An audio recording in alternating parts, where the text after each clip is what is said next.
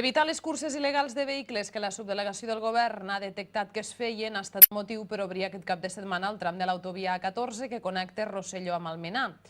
Tot i coincidir amb la poca transcendència que té aquest bocí de carretera, la subdelegada del govern assegura que a l'obrir-lo al trànsit estarà més controlat i es deteriorarà menys.